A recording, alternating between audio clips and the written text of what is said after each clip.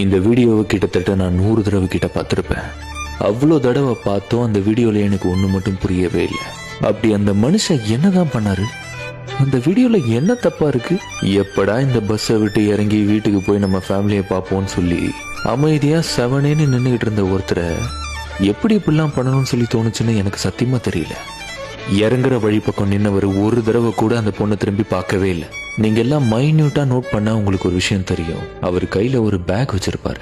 ஆரம்பத்துல இருந்தே அந்த பேக்கை தான் அவரு அந்த கையில புடிச்சுக்கிட்டு இருப்பாரு. கடைசியா அவர் இறங்க போகும்போது அந்த கையில இருக்க பேக்கை இந்த கையில மாத்தும் போது இந்த பொண்ணு போய் நின்று இருக்கு. அப்பதான் கை பட்டு இருக்கு. அவரா இன்டென்ஷனலா அந்த பொண்ணை தொடவே இல்லை. எனக்கு சத்தியமா புரியல. இதுக்கப்புறம் அவர் மேல தப்பு இல்லைன்னு சொல்லி ப்ரூவ் பண்ணி எதுவும் ஆக போறது இல்ல. ஏன்னா அவர் உயிரோட இல்ல. நம்ம நாட்டுல எவ்வளவு பேரு தப்பு பண்ணிட்டு ஃப்ரீயா சுத்திக்கிட்டு இருக்கான் ரோட்ல. ஆனா அநியாயமா தப்பே பண்ணாத ஒருத்தர் ஏன் சாகணும்? ஒரு லைக்குக்காகவும் வியூஸுக்காகவும் ஃபாலோவர்ஸ்க்காகவும் ஃபேமுக்காகவும் இதுக்கப்புறம் உண்மையாவே ஏதோ ஒரு சம்பவம் நடந்தா கூட ஒரு பொண்ணு அதை வீடியோ எடுத்து போட்டா கூட எவனாச்சும் நம்புவானா?